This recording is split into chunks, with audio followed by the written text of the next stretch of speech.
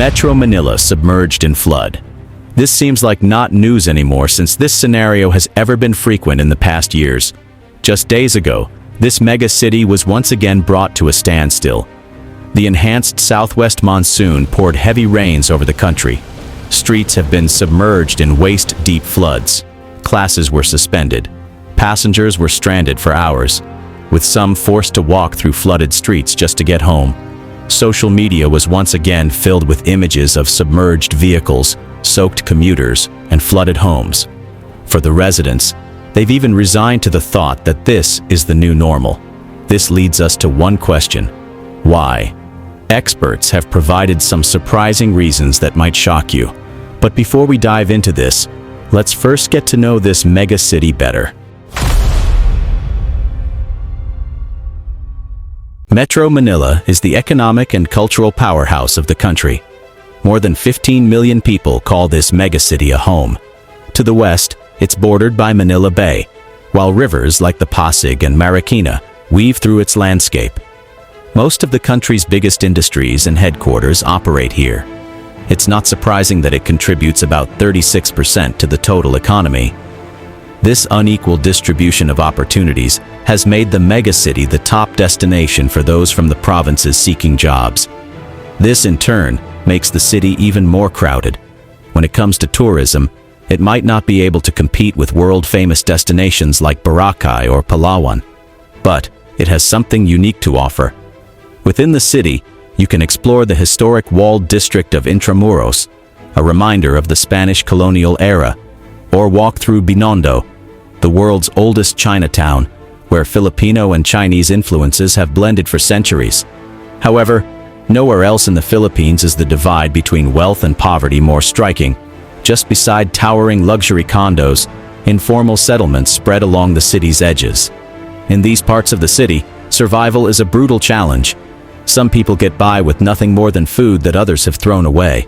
But poverty isn't the only burden residents face. The city has also been dealing with another long-standing problem: flooding. If you think that this challenge was just a product of modern times, then you're wrong. It's been a part of the city's reality for over 100 years. Even in the early 1900s, floods were a common occurrence during the rainy season, especially in low-lying areas such as Quiapo, Santa Cruz, and Tondo. But back then, the floods were usually shallow, often rising only to the ankles or knees. That changed in July 1972, when Manila was hit by one of the worst floods in its history. Heavy rains fell on and off for weeks, eventually submerging nearly 90% of the city. The flooding lasted for nearly 6 weeks, disrupting daily life across the capital. Nowadays, floods of that scale don't feel rare anymore. We could argue that the main reason would be the geography of this capital itself. The city was built on a low-lying floodplain. This flatness means there's little natural slope to carry rainwater away. Imagine a city trapped in a massive basin, bordered by water on all sides with no clear way out. This is the situation in Metro Manila. To the west lies Manila Bay, and to the east, the even larger Laguna de Bay. Adding to these is the massive river system. The Pasig River cuts right through the heart of the city, linking Laguna de Bay to Manila Bay. But it's not alone. The Marikina River, San Juan River, and dozens of smaller creeks and canals weave through neighborhoods and business districts. These waterways are essential for draining water. However, due to rapid urbanization, these have been polluted or blocked. What used to be open land that could absorb rain has now become a concrete jungle. So when the rain comes, there's nowhere for it to go but sideways. Compounding the problem is the country's geography itself. The Philippines sits within the Pacific Ring of Fire, a volatile region infamous for its unrelenting volcanic activity and severe weather extremes. No other nation faces typhoons as frequently or as intensely. In other words, this region experiences heavy rainfall more frequently than most places. Next is the fast sinking of the land. According to a study, parts of the city sank by as much as 10.6 centimeters per year between 2014 and 2020. That's 24 times faster than the global average rate of sea level rise. The growing number of high-rise buildings is being seen as the major contributor to this sinking of the land. Metro Manila is one of those cities with an iconic skyline. Yet behind this image of progress is a steep price. Many of these structures are built on soft or waterlogged ground, which isn't always properly assessed before construction. Some buildings are likely built on unstable soil that can't bear the added weight. Over time, this can lead to gradual sinking. If it's your first time visiting this megacity, the chaos is hard to miss. While some order can be seen in a few upscale business districts, those areas are more the exception than the norm. The city's overall lack of planning only makes flooding worse. Before the Japanese occupation, the Philippines was considered one of the more progressive countries in Asia. During the American period, a detailed plan for Manila was proposed, known as the Burnham Plan. The idea was to make urban areas not just functional, but beautiful and well organized.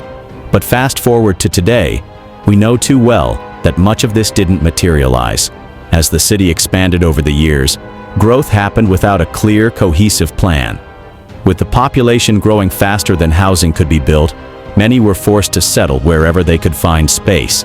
Poor urban planning often goes hand in hand with lack of proper infrastructure necessary to combat flooding. To be fair, the government had been investing in necessary infrastructures since the 1980s. It built the Mangahan floodway. This was designed to divert excess water from the Marikina River into Laguna Lake during heavy rains. The only problem is the second part of the plan wasn't implemented. Because of this, the megacity's flood control systems fall short of doing what they were originally designed to do. Of course, flooding isn't a problem unique to the Philippines. Other disaster-prone countries like Japan face similar challenges. The difference is that they've shown that with political will, flooding can be managed. In Tokyo, underground space has become a key part of their flood control strategy. One of their main defenses is a network of massive underground water tanks designed to catch and store rainwater during storms. The city also has an extensive system of dams, reservoirs, and levees. Some might argue that comparing the Philippines to a country like Japan isn't fair. It's like comparing an apple to an orange given the difference in development and resources. But the truth is, the Philippines has also invested a significant amount in flood control. Around $20 billion, or roughly 1 trillion pesos, has been allocated for infrastructure aimed at reducing flood risks. President Marcos Jr. has also pointed to more than 5,500 flood-related projects as part of the government's response. The real question now is, where did all that funds go? A straightforward answer is corruption. A local executive known to fight corruption, the Baguio City Mayor, has mentioned that corruption in public infrastructure projects can reach up to 70%. That's a huge chunk of the budget gone before any real work even begins. Because of this, engineers are often left with tight budgets and not enough materials to work with. Naturally, the result is that these projects don't perform the way they're supposed to. So, how can the megacity actually deal with its flooding problem? Renowned Filipino urban planner Felino Palafox has proposed a practical idea. It's adopting the SMART or stormwater management and road tunnel system, which are already being utilized in countries like Malaysia. The plan is to build a multi-purpose tunnel connecting Laguna Lake to Manila Bay. The top 2 levels would serve as roads to help ease traffic in Metro Manila, while the bottom level would act as a spillway to drain excess floodwater from the lake during heavy rains. Palafox made it clear that a megastructure like this isn't a short-term solution. It requires a massive investment and might take a decade before being fully constructed. Another practical step that doesn't involve major construction is the regular deepening of rivers, estuaries, and especially Laguna Lake, to improve drainage and reduce the risk of spillover. But there's one crucial element often overlooked in this entire defense system: the residents themselves. No matter how advanced or well-designed a flood defense system may be, it becomes useless if the local community doesn't cooperate. If people continue to throw their garbage into canals, rivers, or along the streets, this waste ends up clogging drainage systems and blocking the natural flow of water. As the old saying goes, Any harm done to nature will eventually find its way back to you. But what are your thoughts about Manila's flooding? If you love our story, please subscribe to be part of our community. As always, until the next one. If you'd love to be always prepared when it comes to unforeseen events, we suggest that you get this handy survival kit. Just click the shopping button in the descriptions.